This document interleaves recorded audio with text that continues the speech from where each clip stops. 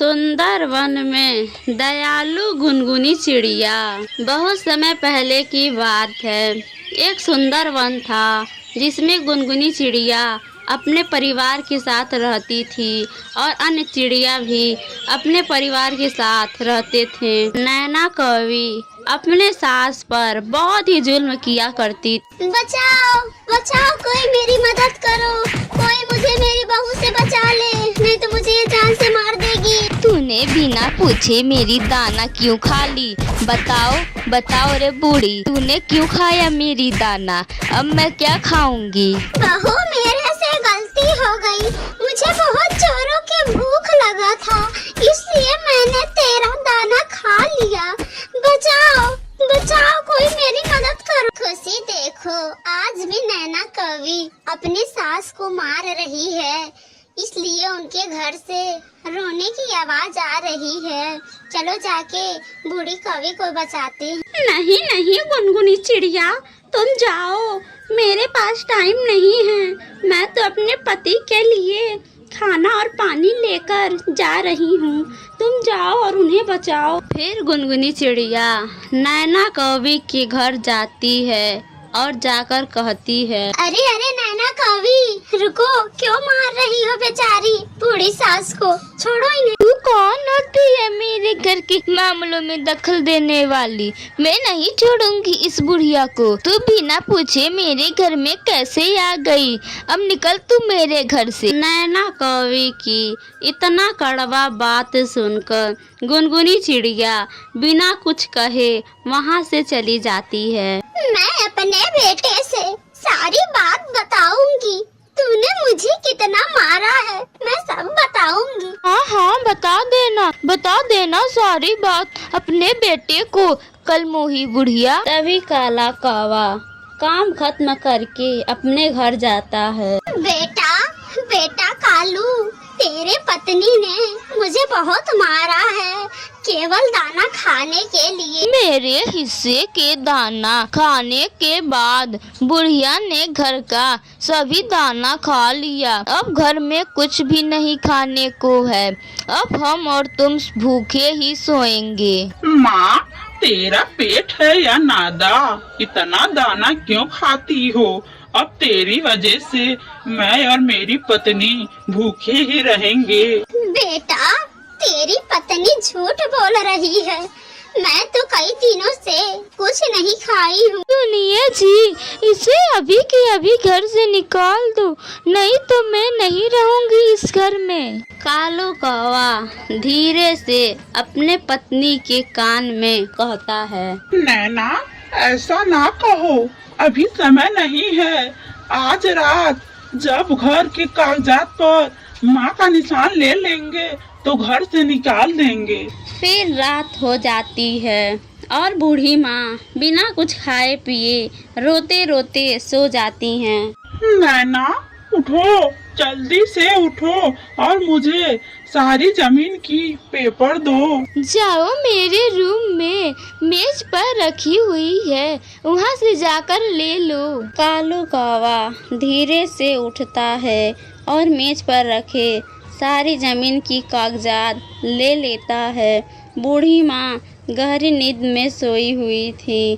तभी मौके का फायदा उठाकर कालू कौवा और नैना कौवी कागजात पर बूढ़ी माँ का निशान ले लेते हैं।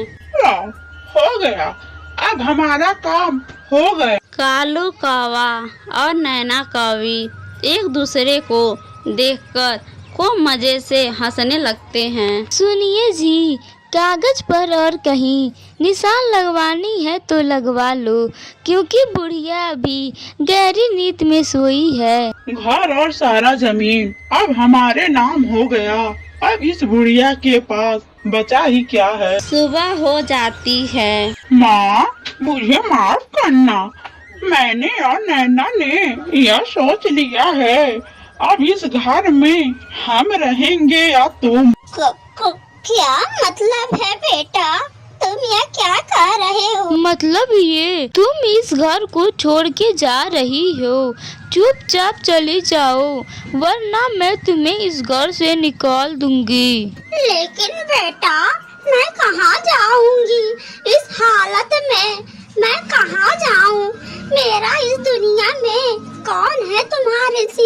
हाँ, किसी जंगल में किसी पेड़ पर घास फूस का घोंसला बनाकर रह लेना। वैसे भी एक ना एक दिन तुम मर ही जाओगी। अपने बेटे से इस तरह की बात सुनकर बूढ़ी कौवी अंदर से टूट जाती है और अपने बेटे से कहती है, मैंने यही दिन देखने के लिए तुझे पैदा किया था और पाल पोस कर इतना बड़ा किया था।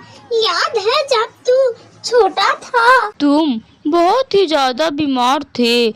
मैंने रात भर जागकर तेरी सेवा की। यही कहने वाली थी ना तुम? अब बस करो तुम दोनों, मैं जा रही हूँ इस घर से, लेकिन मेरा सामान लेने दो। फिर बूढ़ी माँ अपने कमरे से एक गठरी ले लेती हैं। कालू जी, इस बुढ़िया के गठरी में क्या है? इस गठरी में मेरे कुछ पुराने कपड़े हैं और कालू के पिता की दी हुई कुछ पुरानी निशानी है। अच्छा, ठीक है, जो लेना है ले लो और इस घर से जाओ। अब हमारा जान छोड़ो और अब इस घर में कभी वापस मत आना। बूढ़ी माँ उदास होकर अपनी चीजें को लेकर घर से चली जाती हैं। बूढ़ी माँ जंगल में एक पेड़ पर बैठ जाती हैं। तोता बेटा, मुझे कुछ दिनों के लिए अपने साथ अपने घर में ले चलो। मेरा बेटा और बहू ने मुझे घर से बाहर निकाल दिया है। बूढ़ी माँ, आपको तो पता है ना कि मेरा घर कितना छोटा है, लेकिन आज की रात तुम मेरे घर रह सकती हो। फिर तोता कालू के माँ को अपने साथ अपने घर ले जाता है। तोता जी, आज की रात तो बीत जाएगी, लेकिन कल सुबह होते ही आप इसे किसी दूसरे जंगल में छोड़ देना। तुम परेशान ना हो बेटी, मैं कल सुबह अंधेरे में ही कहीं और चली जाऊंगी। फिर वह रात बूढ़ी माँ तोता के घर में ही रहती हैं और सुबह होते ही अपना गठरी लेकर वहाँ से दूसरे जंगल चली जाती हैं। बूढ़ी माँ एक पेड़ पर बैठ जाती हैं और मौसम खराब हो जाता है। तेज आंधी तूफान शुरू हो जाते हैं। हे भगवान, तुझे आज ही आंधी तूफान लाना था। अब मैं बेचारी बुढ़िया कभी कहाँ जाऊंगी। बूढ़ी माँ कांपते हुए बैठी ही थी कि एक चोर कौवा वहाँ आ जाता है। बुढ़िया, इस गठरी में क्या है? ये गठरी मुझे दे दे। नहीं बेटा, ये गठरी मैं तुझे नहीं दूंगी, यह गठरी मेरा है। तभी चोर कौवा बूढ़ी माँ से गठरी छीनने की कोशिश करता है। बचाओ, कोई मेरी मदद करो, मुझे लूटने से बचाओ। गुनगुनी चिड़िया उसकी आवाज सुनकर वहाँ आ जाती है, जिससे डरकर वह चोर कौवा वहाँ से भाग जाता है। माँ जी, आप यहाँ क्या कर रही हैं? आपके पास तो इतने सारे पैसे और सोना है, लेकिन आप यहाँ अकेली क्या कर रही हैं? ये सब मेरे पति ने दिया था, ये उनकी पुरानी निशानी है। शायद उनको पता था कि एक दिन हमारा बेटा एक न एक दिन हमें घर से बाहर निकाल देगा। उनकी बात सच हुई, उसने मुझे घर से निकाल दिया। माँ जी, आप चिंता ना करें, आप मेरे साथ मेरे घर चलें और आप आखिरी सांस तक मेरे घर में रहें। फिर गुनगुनी चिड़िया बूढ़ी कौवी को अपने घर ले जाती है और चिड़िया बूढ़ी कौवी को पेट भर के अच्छे पकवान देती है और बूढ़ी माँ खाना खाकर सुकून की नींद सो जाती है। सुनो बेटी, ये सारे पैसे और सोना अपने पास रख लो, ये सब मेरे किसी काम के नहीं हैं। दोस्त कालू, कैसे हो?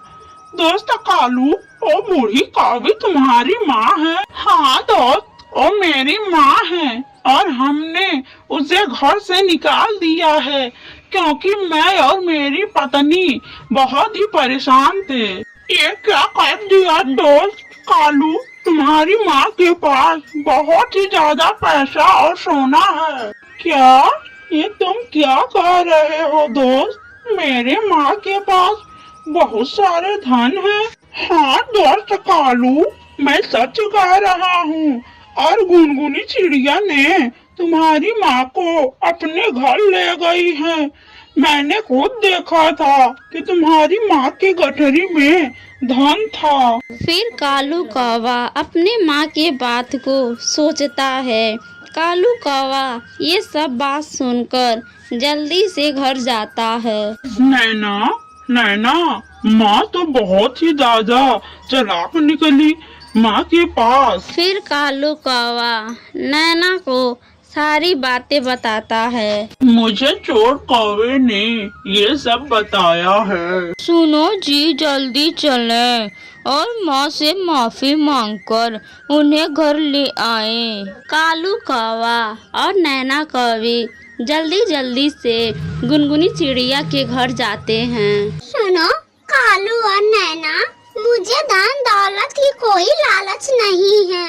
तुम दोनों अपनी माँ को खुशी खुशी ले जा सकते हो। माँ, मुझे माफ कर दो, मुझसे गलती हो गई।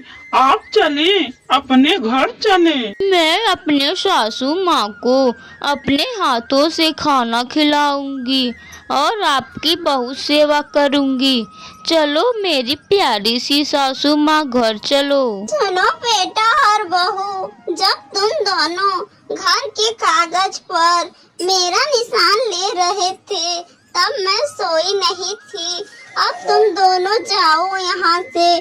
तुम्हारे जैसे कमीना औलाद से मैं ऐसे ही ठीक हूँ। फिर कालू और नैना उदास होकर वहाँ से चले जाते हैं और उसके बाद बूढ़ी कौवी गुनगुनी चिड़िया के घर पूरा जीवन खुशी खुशी रहती है।